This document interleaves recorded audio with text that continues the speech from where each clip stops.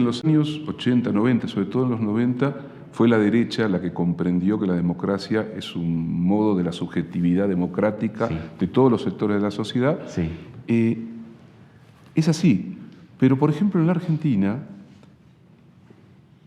el partido que llevó adelante el proyecto neoliberal en los 90 era el partido que se reclamaba como expresión de los grandes intereses populares, que no era leído en la tradición argentina como la derecha. El peronismo, encabezado en ese momento por Menem. Ese peronismo decía que venía con las viejas banderas del año 45, el salariazo, la revolución productiva, y que iba a defender los intereses de los trabajadores, de las masas, de las grandes mayorías populares. Pero a mí siempre me ha preocupado, y me sigue preocupando hoy, las metamorfosis. Si bien aquella derecha comprendió que la democracia le servía y en algunos casos utiliza a movimientos populares, también es cierto que en ese mismo contexto histórico, en Europa, la socialdemocracia iniciaba el proceso de su propio vaciamiento como tradición progresista y que hoy hay una nueva derecha políticamente correcta, que ya no es esa derecha reaccionaria, ultramontana, tradición, familia y propiedad, sino que es una derecha que puede hablar del ambiente, que puede hablar de la diversidad sexual, que puede hablar de las culturas incluso, y que sin embargo sigue siendo profundamente derecha. Entonces, ¿qué es lo que ha pasado en ese movimiento, ¿no? En la tradición popular, en las tradiciones izquierdas, porque en Bolivia también hubo movimientos que se decían de izquierda y que sin embargo terminaron confluyendo con modelos neoliberales.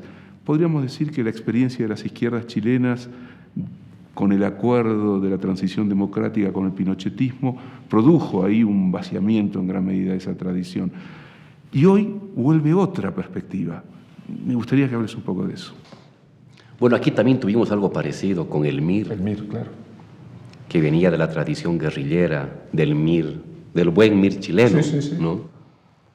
Y aquí esos amigos del MIR que llegaron al gobierno el año 82, que hicieron un desastre económico y llevaron al país a la hiperinflación más grande después de la República de Weimar en Alemania. Llegamos a 12.000% de inflación anual. Fue un desastre. Pues esa izquierda, con halo guerrillero radical, fracasada económicamente, 5 o 7 años después va a aparecer como los adalides de la privatización. Van a ser los primeros en comenzar a privatizar empresas públicas. Entonces tú tienes acá, en general en todo el continente, en particular en Bolivia, también igualmente en Argentina, no sé si llamarle metamorfosis, ¿no? Es una buena palabra, lo estoy pensando cuando te he oído, de esta izquierda que se transmuta rápidamente en una derecha privatizadora. Algunos de ellos van a querer justificar porque se han caído los idearios que habían movido sus expectativas, se cae el muro de Berlín, ya no hay socialismo por el cual hay que pelear, entonces no hay horizonte distinto, entonces hay que adecuarse. Acá un ex socialista cercano a un líder, Marcelo Quiroga Santa Cruz, justificaba haberse convertido en un asesor y escribano de Sánchez de Lozada, del que privatizó las empresas más grandes de Bolivia, diciendo: el neoliberalismo es como un tren. Si te colocas al frente del tren, te va a arrasar. Mejor súbete al tren e intenta poco a poco ponerle freno, agarrar la máquina y quitarle el diésel o la electricidad para que se detenga. Eso hicieron los izquierdistas, ¿no? La gente que quedó en esos años 80 y 90. Y claro, todos aparecieron reconvertidos de un día para el otro en muy malos gerentes y administradores de empresas y en muy malos, ¿cómo se llama?, tecnócratas, porque en verdad no habían sido eso. Eran mediocres y tuvieron que asumir algo que estaba de moda. ¿Cómo explicar ello? ¿Cómo explicar todo ello? Tú me dices, ¿no? No me convence la explicación que se dan a sí mismos. Ellos dicen: no había ya de otra. Eran las reglas del mundo. Ya no había bloque soviético. No me convence esa autojustificación.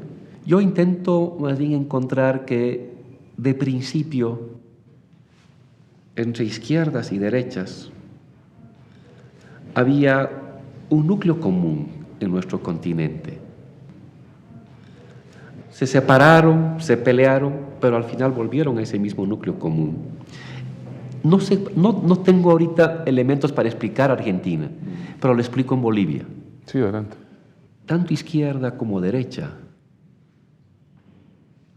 eran personas formadas en la universidad, educadas en un pensamiento en la que, independientemente de su ideología y de su radicalidad, siempre habían considerado y no podían dejar de considerar que los indios tiendan su cama, que las indias cuiden a sus hijos, que las indias laven su ropa, que las indias cocinen y barran su casa. Era algo así como un hecho natural.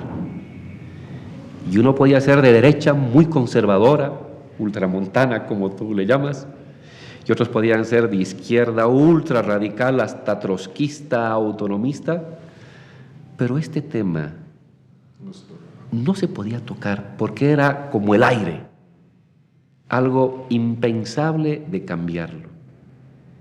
Entonces, tenían una raíz común, posicionamientos diferentes, pero una raíz común en la realidad boliviana frente al núcleo real de la sociedad. Bolivia se define a partir de la temática indígena. Pero frente a esa temática indígena, que es el hecho constitutivo de Bolivia, ni izquierda ni derecha tenían pensamientos diferentes. Ambos compartían la misma imaginación de que los indios deberían ser siempre indios para servir a los que no son indios. Y entonces, esto me permite, en el caso de Bolivia, a mí explicar por qué izquierdistas en un momento pueden volverse derechistas, o derechistas luego pueden volverse izquierdistas, porque no estás poniendo en duda su núcleo constitutivo, el indio como el subordinado. Eso se rompe con este proceso emergente desde los años 2000, porque justamente devela esta falla estructural de la sociedad boliviana. Y entonces tú tienes el nacimiento, y creo que en toda América Latina emerge una nueva izquierda, ¿no? Una nueva izquierda que va a rescatar lo liberal y lo plebeyo. Una nueva izquierda que en el caso de Bolivia va a rescatar la experiencia obrera, pero va a incorporar la raíz y la fuerza indígena. Una izquierda, en el caso venezolano, que va a rescatar la presencia de lo popular, pero también la presencia en la historia venezolana de lo militar como un hecho que ha atravesado permanentemente su historia en los momentos constitutivos de su identidad. Entonces, es una izquierda, digámoslo así, no solamente que recoge las derrotas y las fallas de antes, sino que tiene una mirada como más plural, una mirada más diversa, y eso le da su fuerza. Son ya 15 años, no es poco tiempo. En tu propia experiencia personal, alguien que ha combinado la vida política, la militancia política, el compromiso político con el mundo de las ideas. No sé cómo es en Bolivia, pero en la Argentina suele haber un prejuicio que yo llamaría antiintelectualista, ¿no? Los intelectuales están lejos, analizan la realidad desde su torre de marfil, y lo importante es estar en el barro de la historia. Y de esa manera muchas veces se ha producido un divorcio, un desencuentro espantoso, problemático, empobrecedor. ¿Cómo es ese vínculo entre el territorio de las ideas, el mundo de la teoría, que los separo por comodidad nada más, y ese mundo de la gestión, de la acción, del día a día, del barro de la historia en el Estado? Mira, yo respeto y he aprendido mucho de intelectuales que han preferido apartarse de cualquier vínculo político y encerrarse en su torre de marfil y producir ideas. Los respeto, no tendría nada que criticarles. Pero en mi experiencia personal, yo no podría escribir ni media palabra si no fuera porque estoy en contacto directo con la realidad y con la lucha. Todo lo que escribo, aún lo más abstracto que escribo, tiene que ver de mi propia experiencia. Y yo siempre he utilizado la palabra y las estructuras lógicas del pensamiento para comprender lo que estoy viviendo. Nunca he buscado una pretensión de la gran teoría, ¿no? Y todo lo que yo voy reflexionando y escribiendo es ¿qué está sucediendo? ¿Qué fuerzas mueven lo que está sucediendo? ¿Qué potencias existen para cambiar lo que está sucediendo? Y para eso me aferro y me agarro de lo que haya. No me importa el autor, no me importa de dónde viene, cómo viene. Si me es útil, lo agarro, lo tuerzo, lo quiebro y lo acomodo para entender, para que me dé razones de lo que estoy entendiendo. Entonces, pensándolo bien, lo de la Torre de Marfil es también una ilusión. Es una manera de justificar y de intentar legitimar. Porque no creo que una persona pueda escapar su tiempo.